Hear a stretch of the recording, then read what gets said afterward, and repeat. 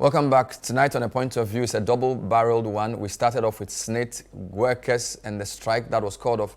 We also have Dr. Yaw Daniel Domelevo on the show tonight, and he's delivering the Ghana Integrity Lectures on the 18th. We have a sneak preview of that with a quick round of questions on the issue of corruption.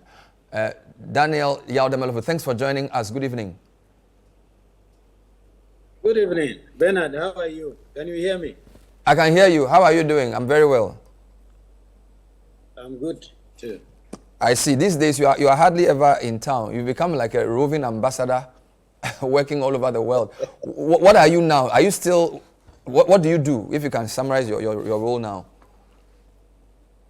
Bernard, I'm representing you in the world. So if I'm an ambassador, I'm your ambassador in the world.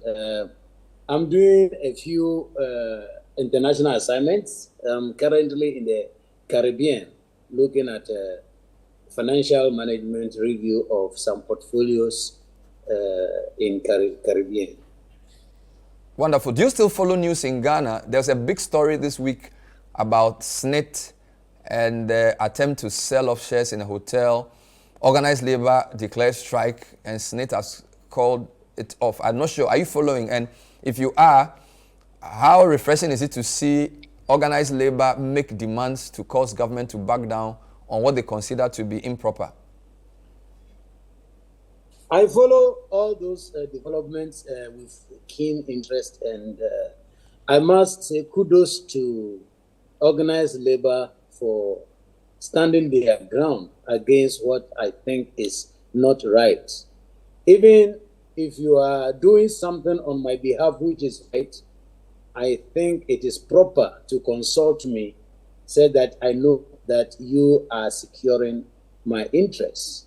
So if these things were not revealed by, is it a politician? Is it Ablakwa or Ablakwa? Yes, Ablakwa is a politician.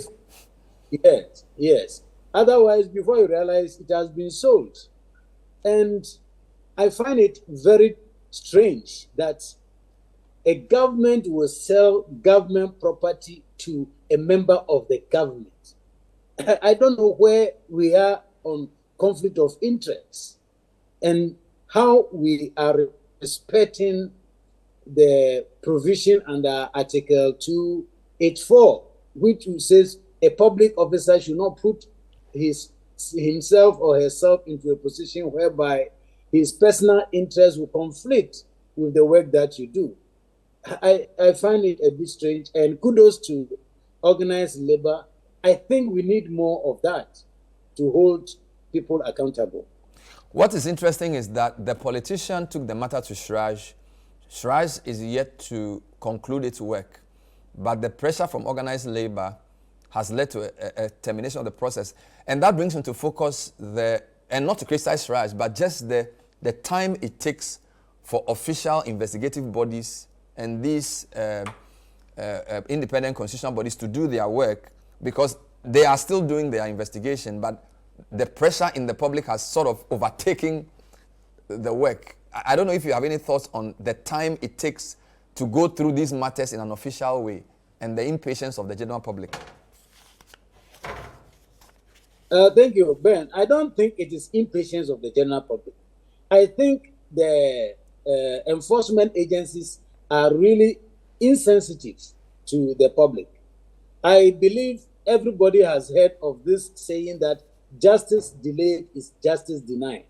But even in the courts of law, just as SHRAJ is also doing, it's the same thing. Issues of national interest go to court or go to SHRAJ or enforcement agencies, and it takes us forever.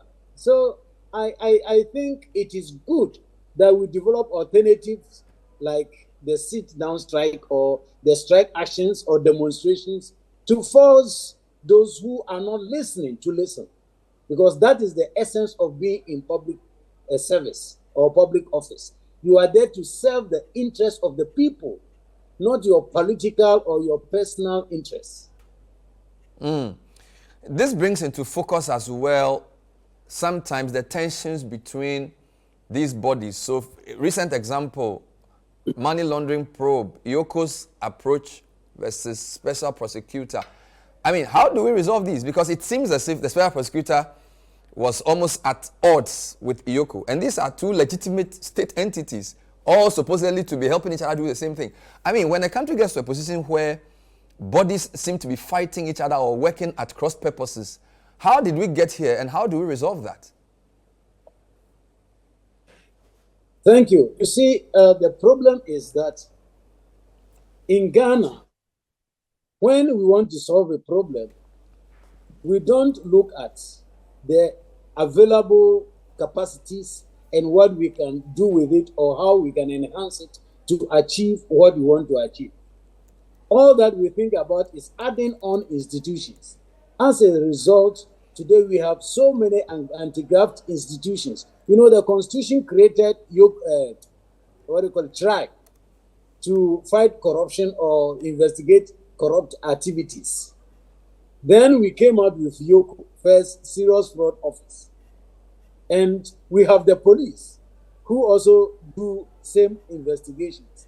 And now we have the Special Prosecutor's Office. Now the question I ask is, if we are not getting the desired results, what will we do? Are we going to build another one or put on another? If Ben or Bernard is not doing his work, it is the duty of his boss to find out what are the challenges, what do you need? Do we need to train you? Do you have to resource you? And if we do all that and you can still not do the work, then Ben, you are not fit for the work. You kick the person out. But what Ghana keep doing is incurring what I refer to as fruitless and wasteful expenditure. The monies that go into building and putting on these additional institutions themselves deny us the benefit of our public funds. Hence, we can't fix our roads, we can't fix our schools, we can't have good hospitals running because we keep creating institutions just because the existing one is not performing. That is not the normal way to go. We can have one anti-graft institution in Ghana, if well-resourced and has the right leadership, especially from the presidency. It can be as effective as having all these institutions put together. That having been said, a number of people feel the Special Prosecutor's Office seems to be on the right track with the way they've gone about their work. Of course, they've not solved all the cases they face, but it seems as if you look at the challenges they face in trying to even prosecute the Sisi Agyapong case, Mr. Kissi Agyabin seems to be doing the right thing. I don't know if you had a chance to reflect on his tenure and whether that office is living up to its billing. Let me be very honest with you. I'm one of the people who were not enthused at all with the creation of the Office of the Special Prosecutor. Because if it was lack of mandate, I think the existing institutions could have just been mandated and so they do their work. But if that is what it will take for us to fight corruption, I had no problem. That is why when Martin Amidou came, I embraced him and we worked together. Because I said, well, if your office, which I think should not have existed, will help us win the war against corruption, why don't we work together and win the war? And you can see the frustrations that he went through. Finally, he bowed out. Now we have Kissi Agyabong, who is actually on top of the game. Instead of we supporting him, you can see that there are institutional arrangements going on. Some funny developments. At times we hear there is a petition that he should be removed. Later on we hear that the person who petitioned says he didn't petition. Later on we hear Chief Justice has written to say that your petition has been thrown out because you didn't find any prima facie case.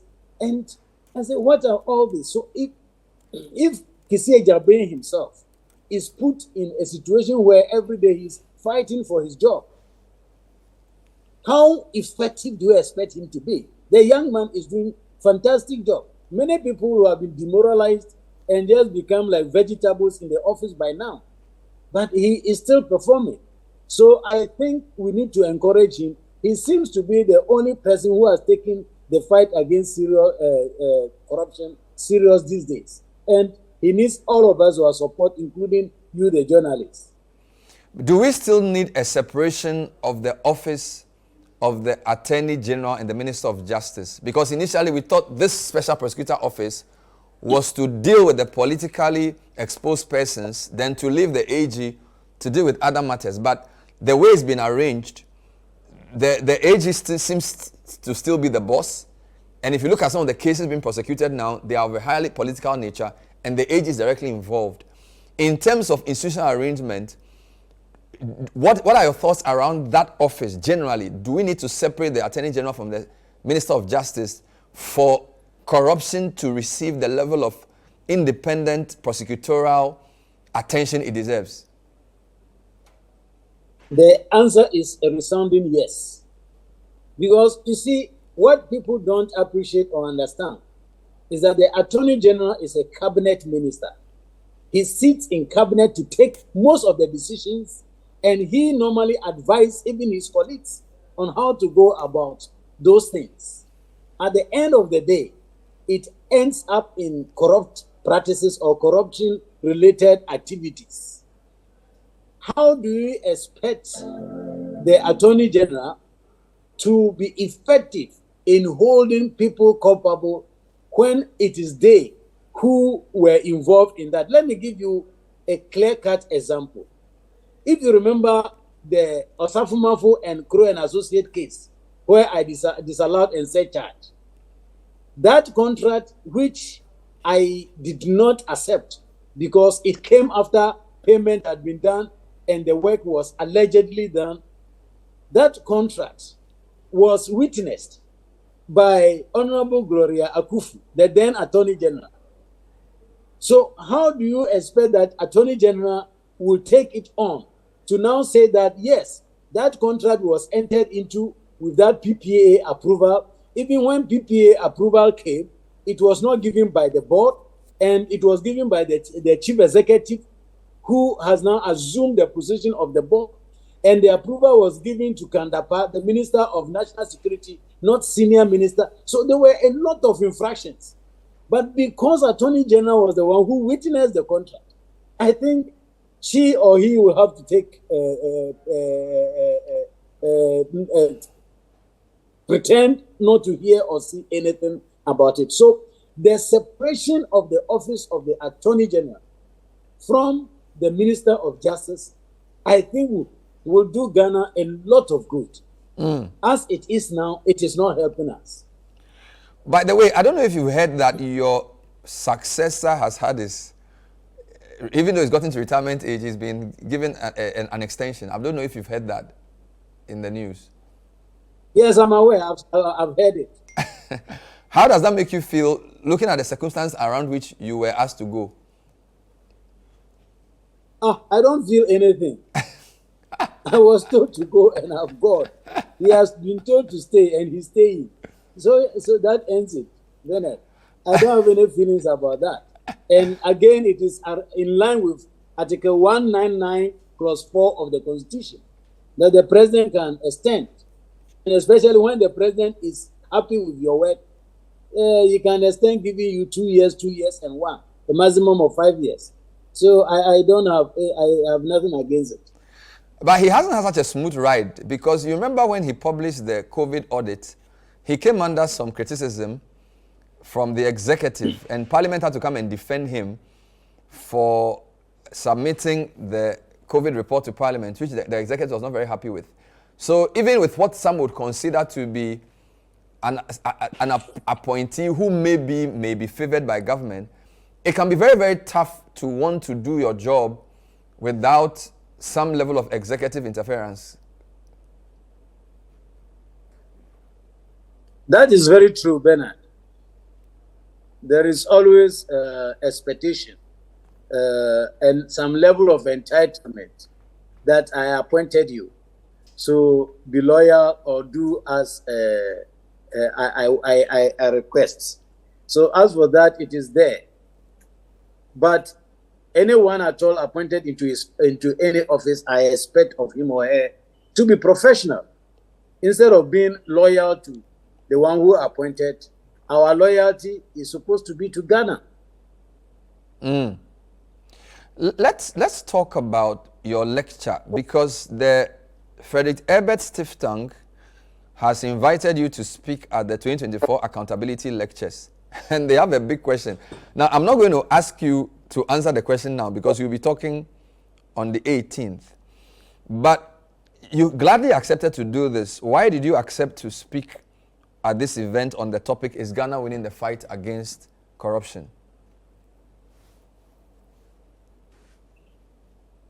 Because first and foremost, I really appreciate what they have done. I think it's an honor to have a lecture named after you, and not any less a lecture than the one on corruption. That is accountability lecture. I think is a great honor. And more importantly, I think we have to sustain the fight against corruption, because corruption is getting out of hands these days. And if we don't sustain the fight, and most of the times in Ghana, everybody wants someone else to fight.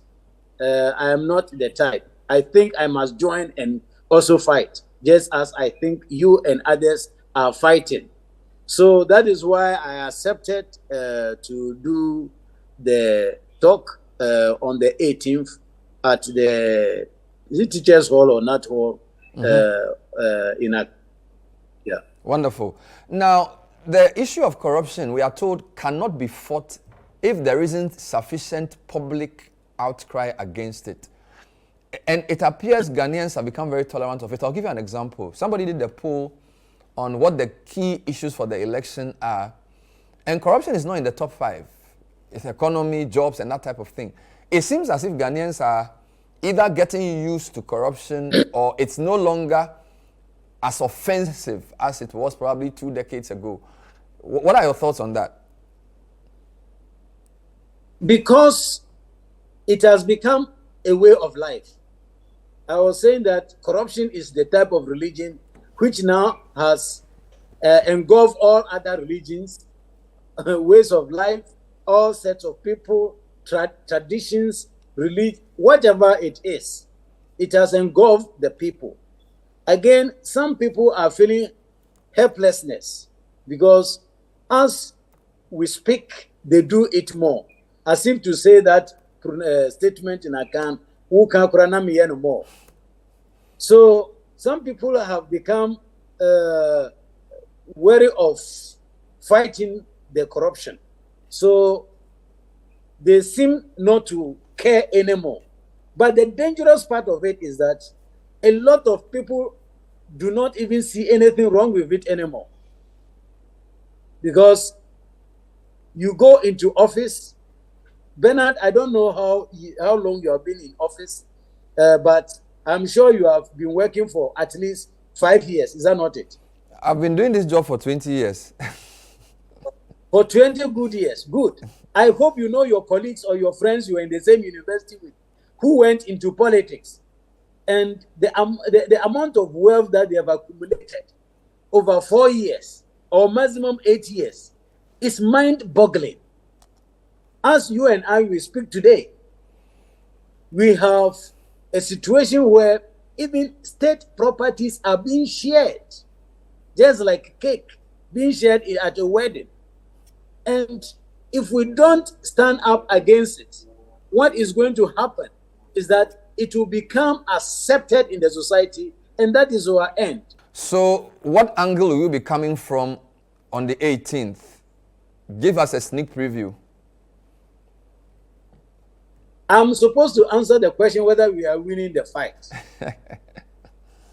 And the interesting thing is that the concept they gave me talks about how much we are losing in a year. And despite institutional arrangements, we seem not to be making progress. And I said, this is a very good teacher who sets the question and provide the answer. And says, students, give me the answer for the question. So I think that gives you a snapshot of what is going to happen. I'm going to look at what I think we have done as far as corruption is concerned. We will not be able to withstand what corruption will do to us. even as we fight, see the extent to which corruption is behaving in our society or our economy. So we all have to fight to ensure that the good road that we want to drive on, the good hospital that we want to attend, the good school that we want our children to go or attend, we get it so that our monies are used for the intended purposes and there is value for money. Not that somebody puts the public fund into his or her pocket. At times, it is only when they die before we get to know how rich they were. I don't think it is right. Thank you. Finally, now that you work across the world, what's the most important lesson Ghana can learn from societies that have reduced corruption to manageable or its barest minimum? The lesson is very clear. When corruption is at minimum or almost zero, you see rapid development and transformation in the society. I remember I was in Rwanda, I think 2 or 3 years after the genocide. That time I was working at the Accountant General's Department in Ghana. And when we visited, we spoke to the Accountant General. He was seeing us off and he asked if we were going to come back. And Bernard, let me be honest with you. I would have preferred being sent to any village in Ghana than the place, because I didn't find the place attractive at all. So immediately the Accountant General moved away. I told my colleagues, why would we come here? We are no more coming here. Years down the line, about 15, 20 years down the line, I went back to Kigali and I couldn't believe it. And anytime I go to Kigali, I look at the place and I'm like, is this how good leadership or transformational leadership can transform a poor country into? Their budget is, I think, about a third or a fourth of that of Ghana. But they are putting it to good use. Said that life is quite interesting. You get there and you can see everything is orderly. Unlike in Ghana. Now I've even heard that the executive, they are not only going to steal our resources, they are now putting even in an LI to have their right of way. Wherever even the MPs and etc. are going, they will not obey the speed limits anymore. They can even kill us on the road and get away with it. What are all these? So we may have to and be humble. You look, there was an occasion where I was on an international assignment. I met the Auditor General of the country. We were talking and walking. I didn't know where he was going with me. Then we stopped and he said, Daniel, greet our Prime Minister. And I said, Prime Minister, I greeted him. And after greeting him, he also introduced me as the Auditor General of Ghana then. But when the guy went away, he said, what do you mean by Prime Minister? Do you have different Prime Ministers, one for the nation and one for other businesses? He said, no, that is our Prime Minister for the country. He was just walking on the street, moving from one office to another office. And you see some of them riding bicycles and etc. Ours, we want the whole world to follow us when we are moving from point A to point B. I think we have to rethink. Look at what Ruto is doing, William Ruto is doing, the austerity measures that he is putting in place. If he was minded to do this last year, I think he would have been a hero before the Kenyans. And interestingly, other African countries are not even taking a cue. Ghana doesn't seem to know or hear what is happening. Several other African countries, they are just praying that they continue enjoying what they are enjoying. I don't think this is right. So we may have to learn from and change our ways. Thank you. Thank you, Daniel Yaw Domelevo, who is the former Auditor General doing some work for the country in the Caribbean. He is speaking on Thursday, the 18th of July, at the Frederick Ebert Stiftung's annual Domelevo Accountability Lectures on the topic, Is Ghana Winning the Fight Against Corruption? We urge all of you, it's at 1:30 p.m. at the Nat Hall. All are invited. Please go. Let's listen and learn a few more. So thank you for talking to us. Keep up the good work. And that is all we have time Thank you for very today. much. Yes, sir. That's all we have time for Yes, today's sir. edition of The Point of View. We will see you next time. Have a great night. Bye-bye.